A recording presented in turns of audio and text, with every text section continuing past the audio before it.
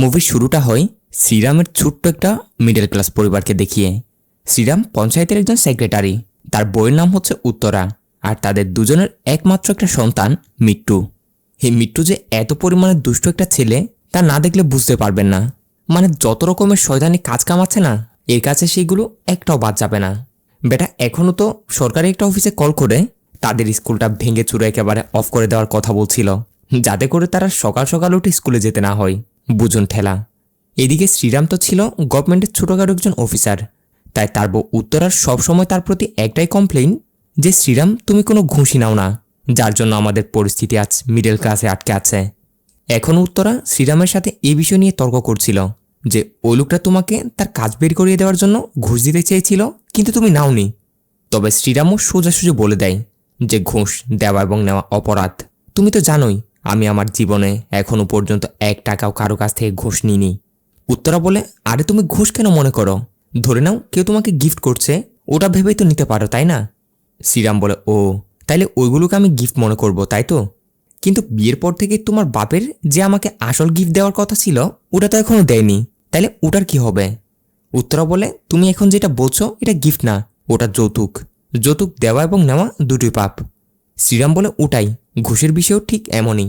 তো এভাবে দুজনের মধ্যে এইসব নিয়ে তর্ক বিতর্ক চলতেই থাকে। আর অবশ্য এটা তাদের প্রত্যেক দিনের কাজ।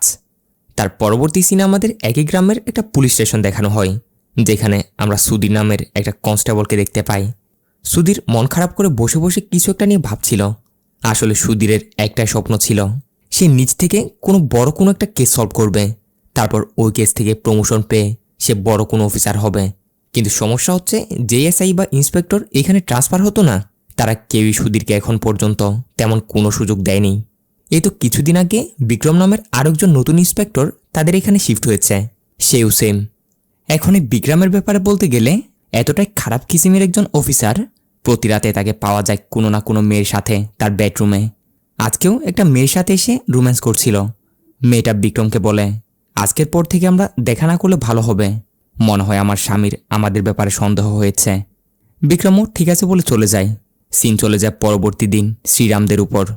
শ্রীরামের বউ উত্তরা পাশের একটা বাসার বাইরে থেকে একটা মানি প্লান্টের গাছ চুরি করে নিয়ে এসেছে। তার কথা হচ্ছে এটাই, যদি মানি প্লান্টের গাছ বাসায় থাকে তাহলে শুধু টাকা আর টাকা আসবে। কিন্তু এটা নিয়েও শ্রীরাম তাকে বকে দেয় যে কেন তুমি এই গাছটা অন্য কারো বাসা থেকে নিয়ে এলে। এখন এই বিষয় নিয়েও দুজনের মধ্যে তর্ক বিতর্ক শুরু হয়ে যায়। সিন চলে যায় সেই ইন্সপেক্টর বিক্রমের উপর। একটা জায়গা দিয়ে আজ মিনিস্টার যাওয়ার কথা, তাই বিক্রম সেইখানেই ডিউটি করছিল। ওই সময় একটা লোক আর একটা মেয়ে এদিকে চেকপোস্টে পুলিশদের রিকোয়েস্ট করছিল যে স্যার আমাদের যেতে দিন, আমাদের জরুরি কাজ আছে, অফিসের জন্য লেট হচ্ছে। এখন বিক্রমের ক্যারেক্টার কীরকম তা তো আমরা রাতে দেখেছিলাম।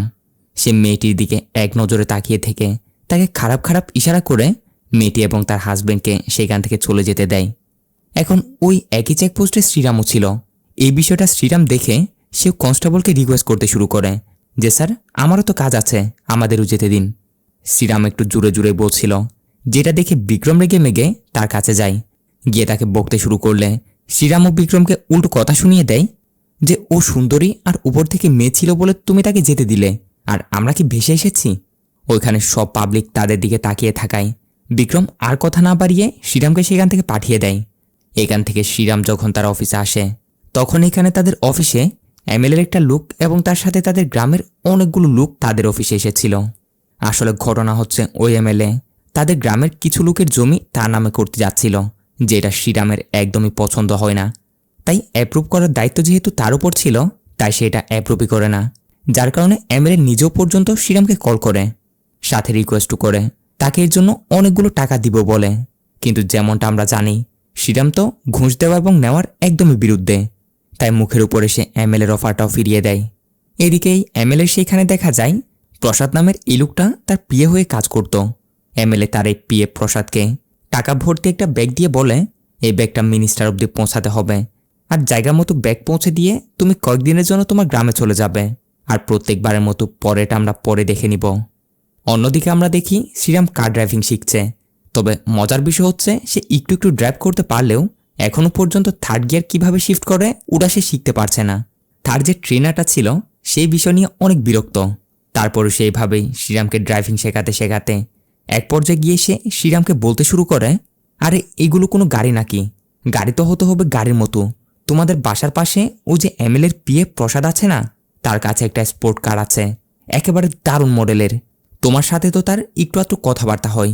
যদি তার সাথে কথা বলে গাড়িটা আমার কাছে বিক্রি করার ডিলটা করে দিতে পারো তাহলে অনেক ভালো হয়।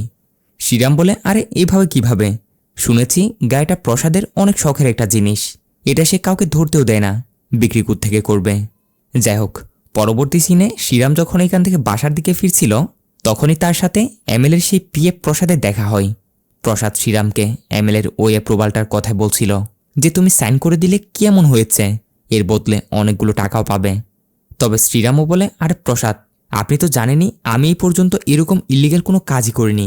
আপনি নিজেই এমএলএকে বুঝিয়ে বলবেন যেন সেও আর এরকম 2 নম্বরে কাজ না করে। এখানে কথা কথায় শ্রীরাম তার ওই কার ড্রাইভিং ট্রেনারটার কথা মতো প্রসাদকে তার সেই স্পোর্ট কারটার বিষয় বলে, কিন্তু প্রসাদও সাফ সাফ বলে দেয় যে এই গাড়ি সে কাউকে দিবে না, যেরকমই তার কাছে পড়ে আছে এটা ওরকমই থাকবে, এটা সে নিজেও চালায় না। এইভাবে তাদের মধ্যে এসব নিয়ে কথাবার্তা হয়। ওই দিন রাতে আমরা সেই পুলিশ ইন্সপেক্টর বিক্রমকে দেখি যে কিনা আজও একটা মেয়ের সাথে সে রোম্যান্স করছিল। আর রোম্যান্স করার পর বিক্রম একটু তাজা হাওয়া খাওয়ার জন্য যখন ওইখান থেকে বাইরের দিকে আসে তখনই সে দেখে অন্ধকারের ভিতর একটা লোক চুপি চুপি চোরের মতো ওইখান দিয়ে কোথাও যাচ্ছিল। লোকটার উপর বিক্রমের সন্দেহ হতেই তাকে গিয়ে ধরে, জিজ্ঞাসা করে, কে তুমি, আর এত রাতে এইখানে কি করছো? এখন বিক্রম তার পুলিশের ইউনিফর্মে ছিল না, তাই এই উল্টো বিক্রমকে জিজ্ঞাসা করে বসে যে তুমি কে, তুমি কি করছো এখানে? ব্যাস, বিক্রমের উঠে যায় রাগ, আর রেগে মেগেকে ধরে সোজা ঢুকিয়ে দেয় লকআপে ঢুকিয়ে তাকে আবার জিজ্ঞাসা করে যে বলো, অত রাতে তুমি এখানে কেন গেছিলে? এইভাবে জিজ্ঞাসা করাই এ তো কিছু বলছিল না, কিন্তু যখনই বিক্রম ধরেকে 2-4টা লাগিয়ে দেয় তখনই গিয়ে এই বিক্রমকে কিছু একটা জানায়, যে বিষয়টা আমরাও পরে গিয়ে জানতে পারবো। পরবর্তী দিন ছিল দিওয়ালির দিন। দেখা যায় পুলিশ অফিসার বিক্রমকে কোনো একটা কাজে সে শ্রীরামের বাসায় এসেছে। শ্রীরাম তখন বাসায় ছিল না। উত্তরা গিয়ে দরজা খুললে বিক্রম তার পরিচয় দেয় যে আমি এই এরিয়ার ইন্সপেক্টর, তোমার স্বামী বাসায় আছে কি? উত্তরা বলে সে একটু বাইরে গেছে, আপনি ভিতরে এসে বসুন, একটু পরে সে চলে আসবে। এইভাবে বিক্রম ভিতরে গিয়ে বসে। উত্তরা যায় তার জন্য চা কফি বানাতে, কিন্তু এখানেও এই টার্কি বিক্রম উত্তরাকে দেখে তার দিকেও কেমন খারাপ খারাপ নজর তাকাতে শুরু করে, এক নজরে তার শরীরও গিলে খাচ্ছিল। এইভাবে কিছুক্ষণ পার হয়। একটু পরে শ্রীরাম তার বাসার দিকে আসছে, আর বাসায় ঢুকেই শ্রীরাম দেখে উত্তরা কেমন মনমরা হয়ে দাঁড়িয়ে আছে। শ্রীরাম তো বুঝতে পারে না যে তার বউ এরকম করে কেন দাঁড়িয়ে আছে। যখন বাসায় ঢুকে সে সোফার দিকে দেখে তখন তার চোখ কপালে উঠে যাওয়ার মতো অবস্থা। দেখে সোফায় ইন্সপেক্টর বিক্রম মাথায় গুলি লাগা অবস্থায় এভাবে মরা বসে আছে। আর তার ছেলে মিট্টু এসে শ্রীরামকে বলতে শুরু করে, বাবা এরকম ঘটনা, এ বলে সে যা হয়েছে সেগুলো বলতে শুরু করে। যখন বিক্রম এইখানে এসেছিল না তখন সে উত্তরাকে খারাপ নজরে দেখছিল। এক পর্যায়ে যখন সে তার কাছে যাবে কি ঠিক ওই মুহূর্তে মিট্টু একটা খেলনার পিস্তল নিয়ে খেলা করতে করতে বিক্রমের সামনে আসে। বিক্রম বলে, আরে তোমার কাছে যে পিস্তলটা আছে ওটা তো খেলনার, কিন্তু আমার কাছে যেটা আছে ওটা রিয়েল পিস্তল। এটা শুনে এই পিট্টুর বাচ্চা বলতে শুরু করে, আঙ্কেল একবার আমাকে দিন না, একটু করে ধরে দেখব। এইসব বলে টলে সে কোনোরকম করে বিক্রমের হাত থেকে পিস্তলটা নেয়। এরপর খেলার ছলে পিস্তল চালানোর অ্যাক্টিং করতে করতে সে কখন যে বিক্রমের মাথায় শ্যুট করে দেয় সে নিজেও জানে না। মজার বিষয় হচ্ছে এই পিট্টু বেটা অনেক ফানিভাবেই এসব কিছু তার বাবাকে বলছিল, যা শুনে শ্রীরাম তো একদমই শখ। রেগে মেগে তাকে খোঁস একটা থাপ্পড় লাগিয়ে দেয়, বলে, কি করলি কি এরা তুই? জলাজেন্ত একজন পুলিশ অফিসারের মার্ডার করে ফেললি। উত্তরা সে শ্রীরামকে আটকায়, বলে সে এখনো বাচ্চা, না জেনে বুঝে এমনটা হয়ে গেছে, এখন আগে কি করা যায় ওটা নিয়ে ভাবো। শ্রীরাম বলে, আর কি হবে আগে? পুলিশ স্টেশন গিয়ে আমার নিজেকে সারেন্ডার করতে হবে আর কি, শেষ, এইখানে আমার সব কিছু একেবারে শেষ। কিন্তু উত্তরা এর জন্য রাজি না, বলে, না তুমি পুলিশ স্টেশন যাবে না, যদি তুমি পুলিশ স্টেশন চলে যাও তাহলে আমাদের কি হবে? শ্রীরাম বলে, তো আর কি আর করার, যদি আমি পুলিশ স্টেশন গিয়ে এটাও বলি যে আমার ছেলের হাতে এরকম ভুলবশত বিক্রম স্যার মারা গেছে, তাহলে কেউ কি বিশ্বাস করবে এটা? ঘুরে ফিরে সবাই আমার উপরে সন্দেহ করবে, কারণ কালকেই বিক্রমের সাথে সিগন্যালে আমার ছোটখাটো ঝগড়াও লেগেছিল, তখন সবাই সেটা দেখেছিল। তাই আমি যদি নিজ থেকে সারেন্ডার করি তাহলে সাজা একটু কম হলেও হতে পারে। উত্তরা এর জন্য কিছুতে রাজি না। শ্রীরামকে একটা আইডিয়া দিতে শুরু করে যে চলো না আমরা এই লাশটা কোথাও গুম করে ফেলি, দয়া করে এই শেষবারের মতো আমার এই কথাটা রাখো, এরপর থেকে আমি আর তোমার কাছ থেকে কিছু চাইব না। এইসব শুনে বিক্রম তো চিন্তার মধ্যে পড়ে যায়। ভাবতে শুরু করে এই বিক্রম তাদের বাসায় এসেছিল, হয়তো এটা কেউ জানে না। তাছাড়াও তার ফ্যামিলিরও তাকে দরকার আছে।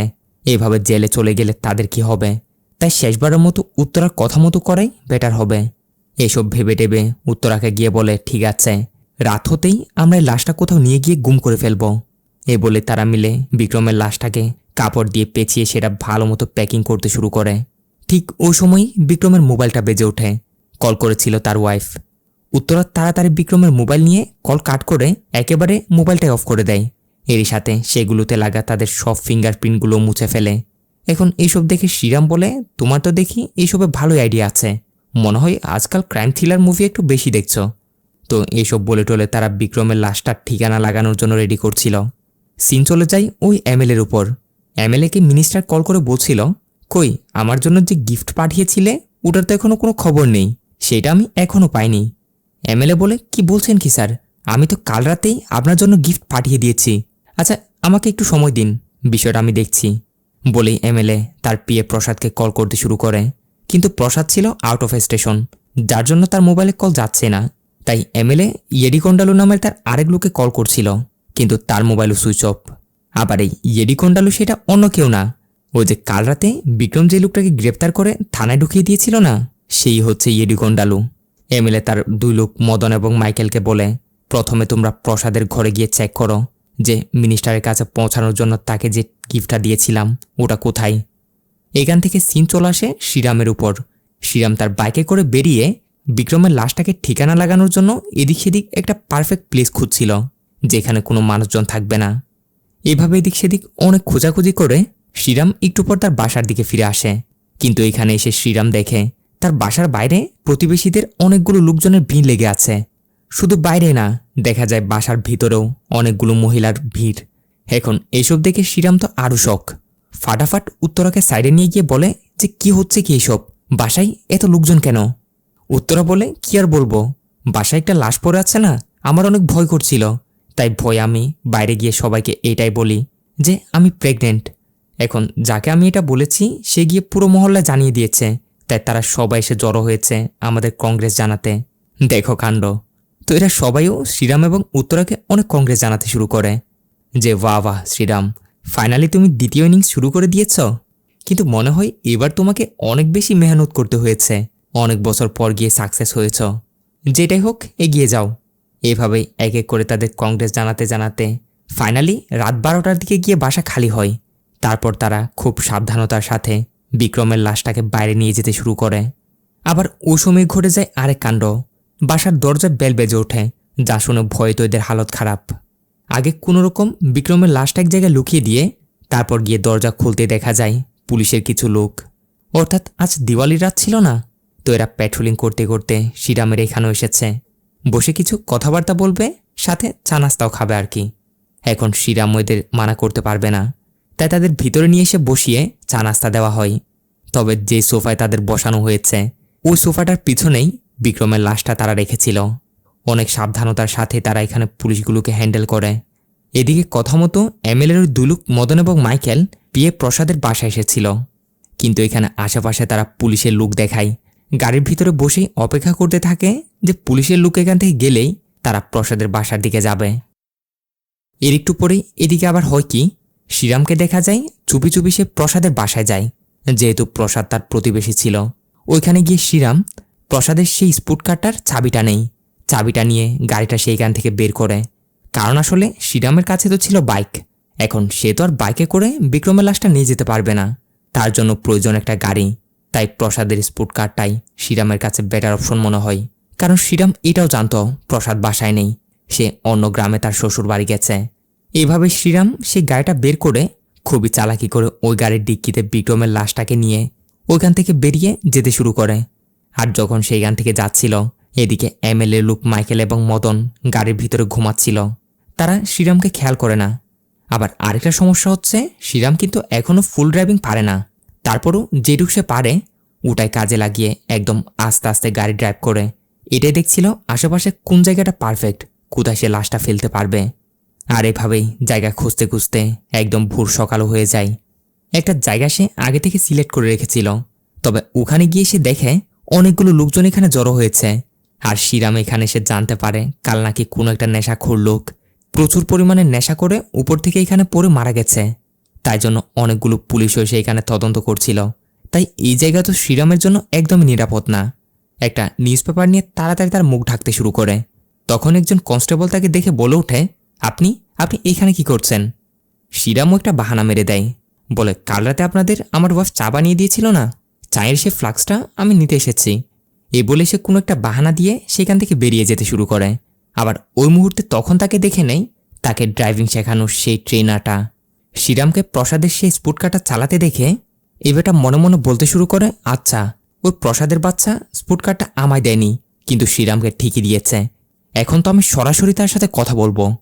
এদিকে বেচারা শ্রীরাম তো বুঝতে পারছে না কি করবে এখন। লাশটা সে কোথায় ফেলবে? এখন ধীরে ধীরে দিনও হয়ে যাচ্ছে। এইসব নিয়ে ভাবতে ভাবতেই ঠিক ওই মুহূর্তে শ্রীরাম নিউজ পেপারের মধ্যে একটা অ্যাড দেখতে পায়। অ্যাডটা ছিল তার কাজে লাগার মতোই।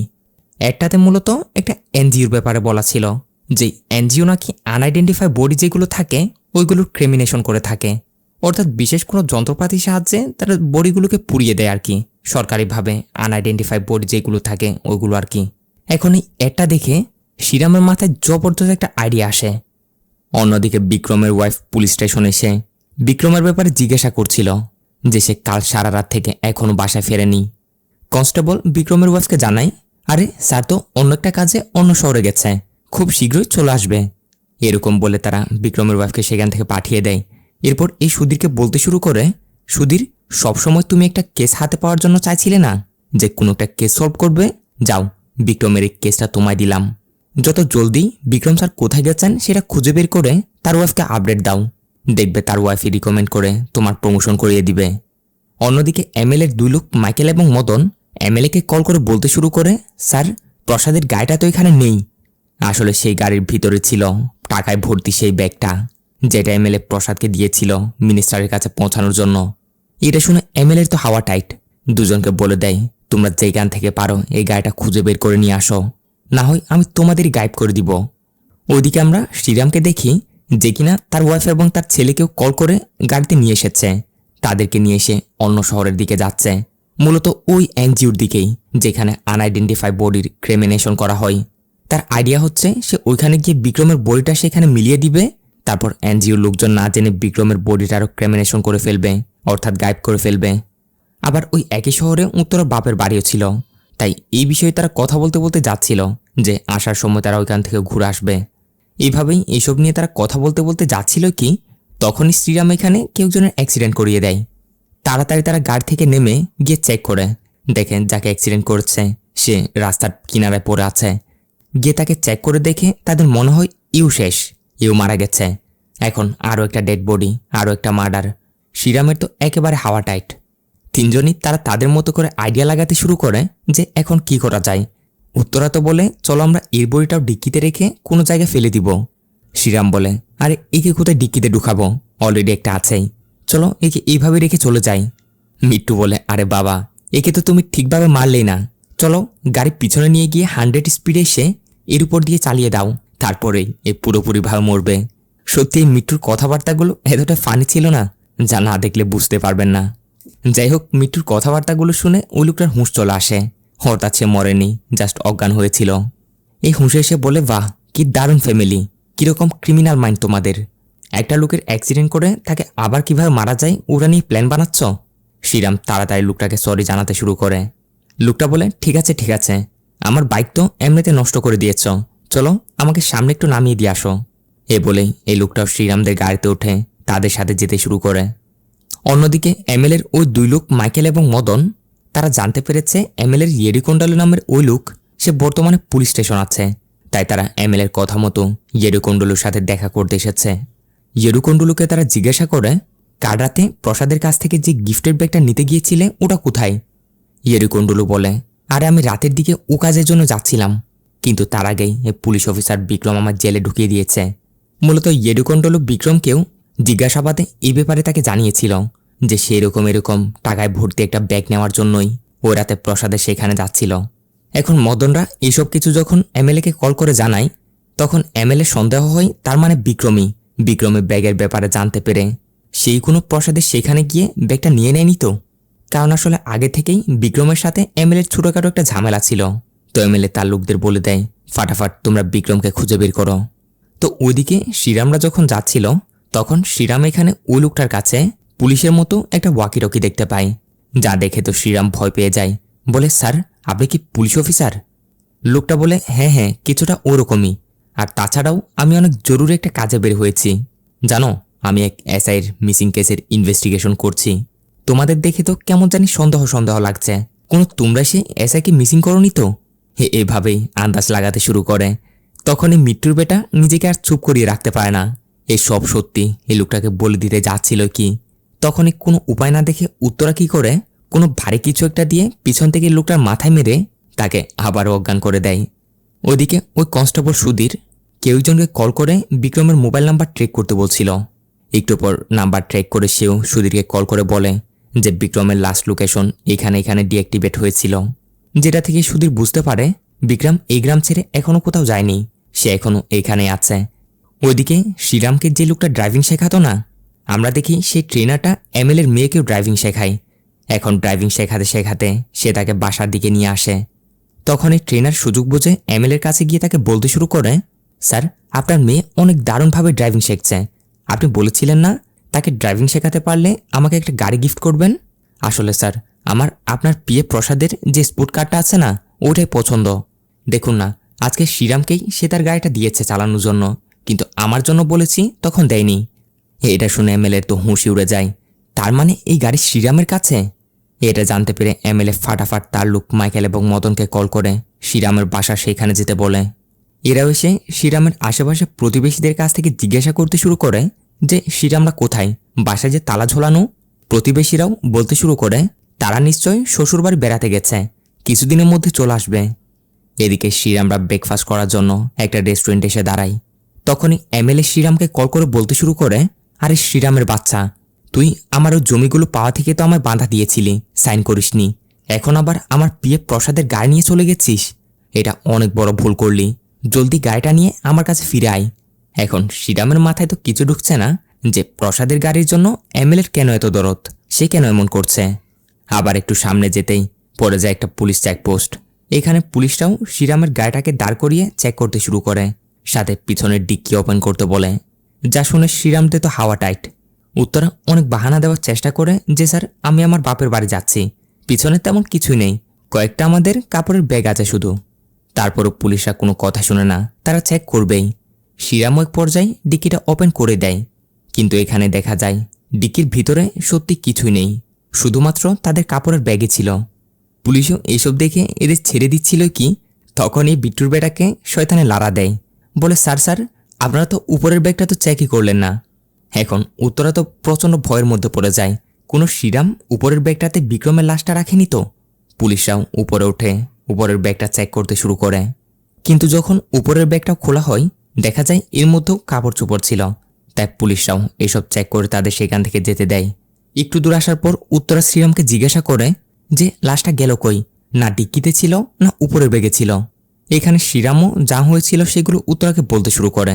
একটু আগে শ্রীরামরা নাস্তা করার জন্য একটা রেস্টুরেন্টের পাশে দাঁড়িয়েছিল না, ওইখান থেকে শ্রীরাম জানতে পেরেছিল সামনে একটু দূরেই একটা পুলিশ চেকপোস্ট আছে, তো ওইখান দিয়ে গেলে তো তারা ধরা পড়ে যাবে। শ্রীরাম বুঝতে পারছিল না যে লাশ নিয়ে তারা সামনের দিকে কিভাবে যাবে। তখনই শ্রীরামের মাথায় একটা আইডিয়া আসে, সে তার এক বন্ধুকে কল দেয় যে কিনা এমন কিছু লোকদের জানে যারা কিনা টাকার বিনিময়ে মরা মানুষদের কাছে গিয়ে কান্না করে, একদম তাদের রিলেটিভের মতো সেজে। শ্রীরামও ফাটাফাট তাদের অ্যাড্রেস নিয়ে তাদের খুঁজে বের করে তাদের গিয়ে সবকিছু বলতে শুরু করে যে এরকম এরকম একটা লাশকে সাজিয়ে নিয়ে যেতে হবে। এইভাবে কথা মতো তারাও বিক্রমের লাশটা একদম সাজিয়ে গুছিয়ে তারা তার রিলেটিভের মতো করে কান্না করতে করতে বিক্রমের লাশটাকে সে চেকপোস্ট দিয়ে পার করিয়ে দেয়। এটাতে পুলিশরাও আর তেমন একটা সন্দেহ করে না, মনে করে এরা সৎকারের জন্য তাদের কোনো আত্মীয়ের লাশ নিয়ে যাচ্ছে আর কি। এইভাবে শ্রীরাম প্ল্যান বানিয়ে এসব করে। এরপর চেকপোস্টের এবার আসার পর বিক্রমের লাশটা আবারও ডিক্কিতে নিয়ে নেয়। এর বদলে ওই লোকগুলোকেও শ্রীরাম টাকা দিয়ে দেয়। এখন এইসব দেখে উত্তরা শ্রীরামকে বলে যে এত তাড়াতাড়ি তুমি এইসব কিভাবে ম্যানেজ করলে? শ্রীরাম বলে যখন আমি তোমাদের বসিয়ে ওয়াশরুম করতে গেছিলাম না, তখনই ওয়াশরুমের বাহানায় গিয়ে এসব করে নিয়েছি, তোমাদের জানাইনি কারণ আমি জানতাম তোমাদের বললে তোমরা কোনো না কোনো সময় পুলিশের সামনে বলে দিবে। তো অন্যদিকে আমরা সেই কনস্টেবল সুধীরকে দেখতে পাই, যে কিনা তদন্ত করতে করতে শ্রীরামের বাসা সেখানে এসে পৌঁছেছে। এখন শ্রীরাম এবং তার ফ্যামিলিটাও এখানে ছিল না। তো সুধীর ওইখানে শ্রীরামের এক প্রতিবেশীকে ধরে তাকে দিয়ে শ্রীরামের কাছে কল করাতে শুরু করে, জিজ্ঞেস করতে বলে যে সে এখন কোথায়। শ্রীরাম লোকটাকে বলে সে তার শ্বশুর বাড়িতে যাচ্ছে, ও যে দিওয়ালি চলছে না এজন্যই। এখন এটা শুনে সুধীরের সন্দেহ হয়, আরে লোক তো কোনো ফেস্টিভ্যাল হলে তার আগেই বেড়াতে যায়, কিন্তু এ তো ফেস্টিভ্যাল শেষ হয়ে যাওয়ার পরে যাচ্ছে, নিশ্চয় কোনো ঘাপলা আছে। ওদিকে শ্রীরামের গাড়িতে যে লোকটা ছিল না, একটু পর সে হুঁশা আসে। এই হুঁশা আসতেই উত্তরারা ভয় পেতে শুরু করে, কোনো কিছু বুঝে ফেলেছে নাকি। এখন যদি পুলিশকে ইনফর্ম করে দেয় তাহলে তো শেষ। কিন্তু এখানে এসে জানা যায় এই লোকটা আসলে কোনো পুলিশের লোকটোক না, হে ছিল আসলে একজন ড্রামা আর্টিস্ট।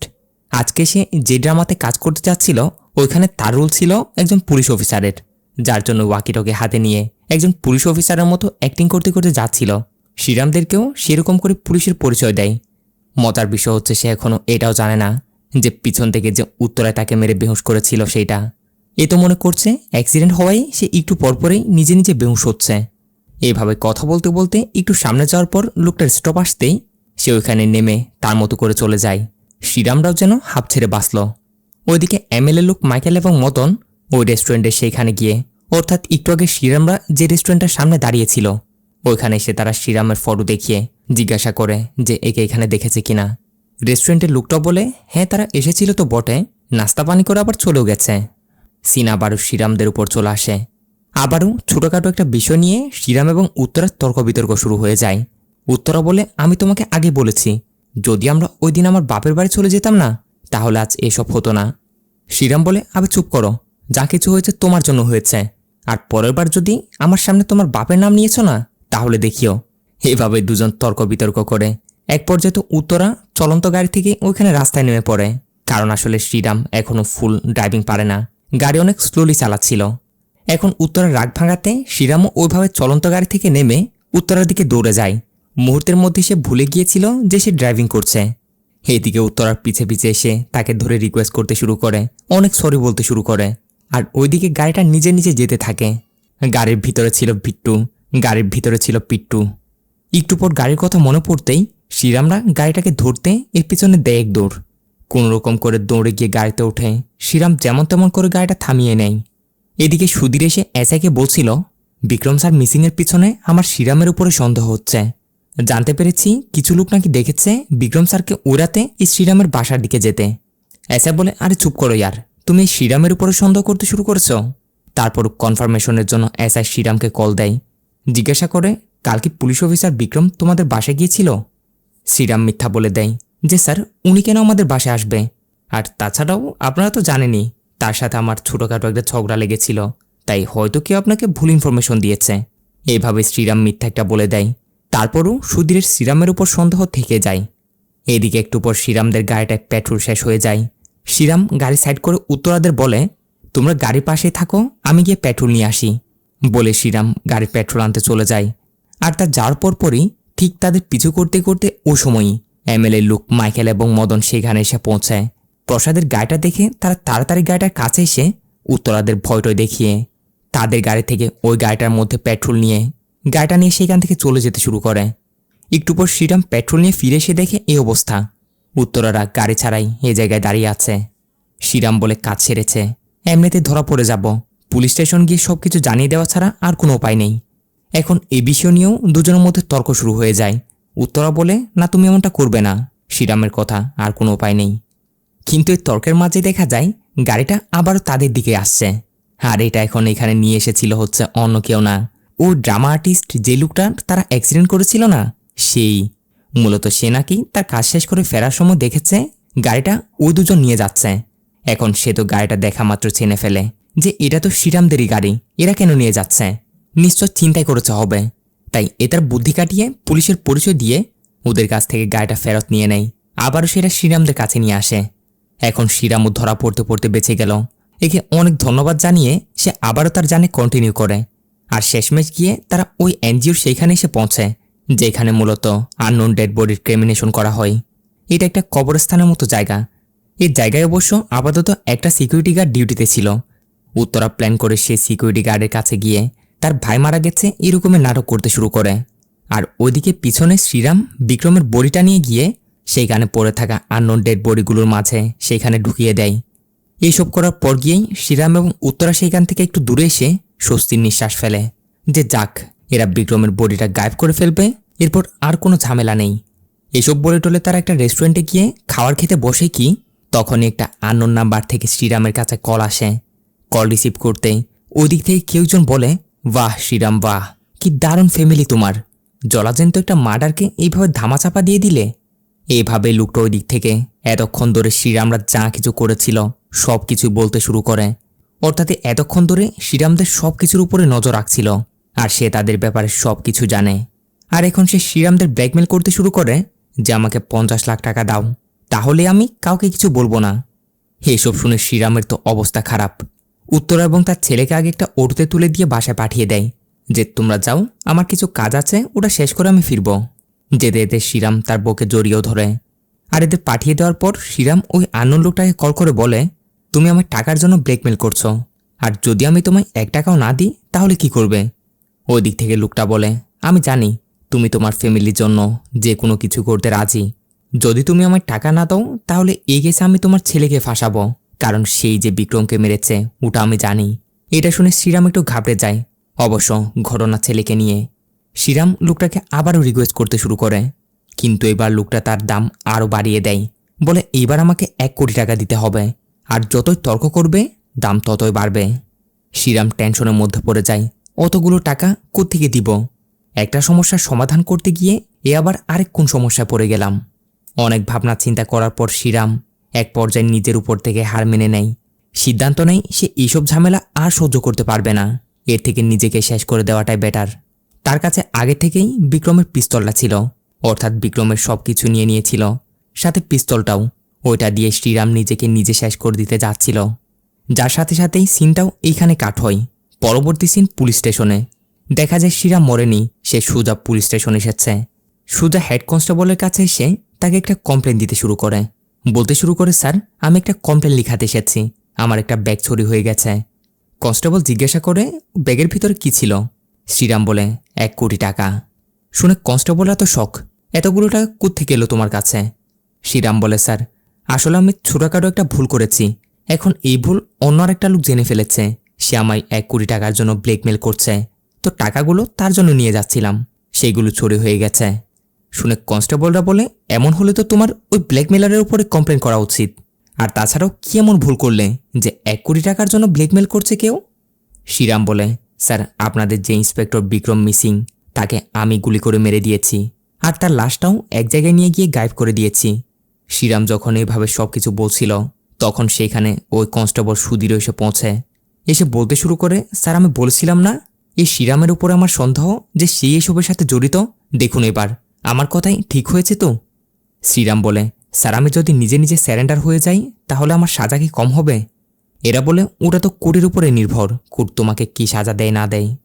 এটা শুনে শ্রীরাম তার কথা থেকে নড়ে যায়, বলে, স্যার তাইলে বিক্রম স্যারকে আমি মারিনি, বিক্রম স্যারকে আমার ছেলে মেরেছে। সিনিয়র কনস্টেবল রেখে গিয়ে বলে, তুমি কি পুলিশ স্টেশনে এসে আমাদের সাথে মজা করছো? এটা কি মজা করার জায়গা মনে করছো? শ্রীরাম বলে, হ্যাঁ স্যার আমি মজাই করছি, কারণ একটু আগে আমার নিজের সাথে অনেক বড় একটা মজা হয়ে গেছে, তা আমি একটুকুও ধরতেও পারিনি। কাল রাতে এত এত সমস্যা দেখে একদমই ক্লান্ত হয়ে নিজের উপর থেকে হাল ছেড়ে দিয়েছিলাম, আর যখন বিক্রম স্যারের পিস্তল হাতে নিয়ে নিজেকে নিজে শেষ করে দিতে যাচ্ছিলাম তখন দেখি বিক্রম স্যারের পিস্তলটা লক করা ছিল। পিস্তলটা থেকে কোনো রকমের গুলি চলার সুযোগই ছিল না।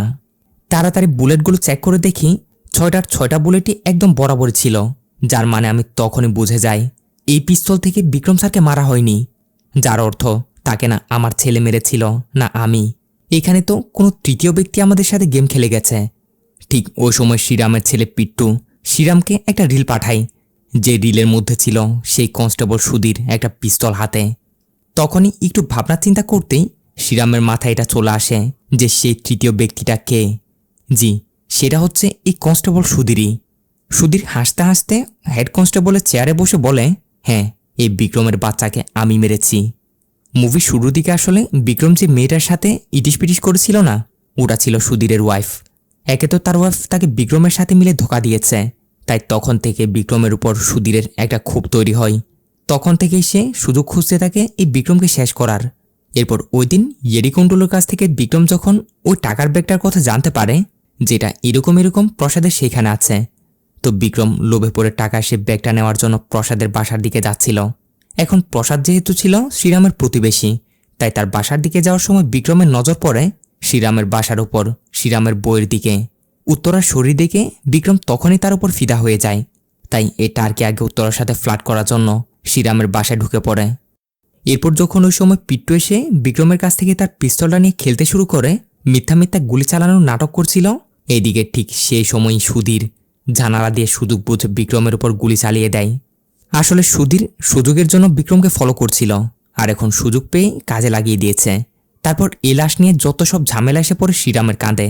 শ্রীরামরা লাশটা গুম করার জন্য এদিক সেদিক অনেক খোঁজাখুঁজি করে, আর এসবের মাঝে প্রতিটা মুহূর্তেই সুধীর এদের উপর নজর রাখছিল। সেও চাইছিল আসলে শ্রীরামরা একবারে বিক্রমের লাশটা গুম করে ফেলুক, তারপরে সে খেলবে আসল খেলা। শ্রীরামদেরকে ব্ল্যাকমেল করে তাদের কাছ থেকে টাকা নিবে, তারপর সেই টাকাগুলো দিয়ে সে বাইরে কোথাও সেটেল হয়ে যাবে। কারণ আপাতত সে প্ল্যান করে কেসটা কোনোরকম চাপিয়ে তো দিয়েছিল, কিন্তু পরে গিয়ে কোনো না কোনো সময় কেসটা আবার রিওপেন হতেও পারে, তখন গিয়ে সে ফেসে যেতে পারে। এটাই ছিল সুধীরের প্ল্যান, আর সব কিছু তার প্ল্যান মতোই হয়। কিন্তু গন্ডগোল পেতে চাই শ্রীরাম নিজেকে শেষ করে দিতে গিয়ে যখন বিক্রমের পিস্তলটা হাতে নেয় আর জানতে পারে এটি লক করা এবং সব বুলেট তো পিস্তলের ভিতরে রয়ে গেছে। এখন সুধীরের কাছ থেকে এসব কিছু জানার পর ওই সিনিয়র কনস্টেবল এবং শ্রীরাম তো একদমই শক। তবে শ্রীরাম এখানে তাদের আরও একটা ঝটকা দেয়, বিক্রমের ডেড বডিটার এখনও ক্রিমিনেশন হয়নি, ওটা এখনও ওভাবে আছে। কাল রাতে সব কিছু জানার পর সে যখন বিক্রমের বডিটা আবারও হাসিল করতে গিয়েছিল, তখন গিয়ে সে দেখেছিল বিক্রমের বডিটার এখনও ক্রিমিনেশন হয়নি। যেহেতু বিক্রমের মাথায় সুধীরের পিস্তলের বুলেট ছিল, তাই এটাই ছিল শ্রীরামের বাঁচার জন্য একমাত্রই প্রমাণ। এই প্রমাণের জন্য সে বিক্রমের বডিটা আবারও ফিরিয়ে নেয়। এভাবেই সুধীরের তৈরি করা ফাঁদ থেকে শ্রীরাম নিজেকে এবং তার ফ্যামিলিকে বাঁচিয়ে নেয়। সুধীরকে গ্রেপ্তার করে নেওয়া হয়। আর এসব কিছুর পর দেখা যায় শ্রীরাম ওই এমএলএর কাছে আসে, এসে তাকে বলতে শুরু করে, আপনারা যে ব্যাগটার খোঁজ করছিলেন, ব্যাগটা ওই গাড়িতে ছিল না। যদি সে ব্যাগটা আমি পেয়ে যেতাম না, তাহলে এতক্ষণে তোমরা এইখানে না জেলে থাকতে, কারণ আমার জানা মতো ওইখানে সবগুলো ব্ল্যাক মানি ছিল। এসব বলে টলে শ্রীরাম যখন বাসায় ফিরে আসে, তখন এমএলএর ওই পিএ প্রসাদ এসে শ্রীরামকে বলে, মাঝে মধ্যেই এমএলএ আমাকে দিয়ে এইসব ট্রান্সফার করাই, আমিও তার কাছ থেকে কিছু টাকা নিয়ে তার দেওয়া পার্সেলগুলো আমার কারের মধ্যে রাখি, তারপর সেইগুলো আমি ওই লোক ইয়ারিকুণ্ডুলুকে দিয়ে জায়গা মতো ডেলিভারি করে দিই। কিন্তু এইবার এমএলএ যে আমার টাকার ব্যাগটা দিয়েছিল না, ওটা আমি ডেলিভার করতে পারিনি। আমার গ্রামের বাড়িতে জরুরি একটা কাজ পড়ে যাওয়ায় আমার সেখানে চলে যেতে হয়েছিল, তাই তোমার সাথে এত সব ঝামেলা হয়েছে, এই জন্য আমি দুঃখিত। এইসব বলে টলে প্রসাদ গিয়ে এমএলএর ব্যাগটা এমএলএকে ফিরিয়ে দেয়। আর এইভাবে দেখতে দেখতে গন্ডগোল পাকানো এই মুভিটা এইখানে শেষ হয়। তো কেমন লেগেছে আপনাদের আজকের এই মুভি, কমেন্ট করে অবশ্যই জানিয়ে দিবেন। সাথে যাওয়ার আগে চ্যানেল সাবস্ক্রাইব করে দিয়ে ঘন্টাটা বাজিয়ে দিয়ে যাবেন। দেখা হবে পরবর্তী ভিডিওতে, ততক্ষণে সব ভালো থাকবেন, সুস্থ থাকবেন, টাটা, বাই বাই।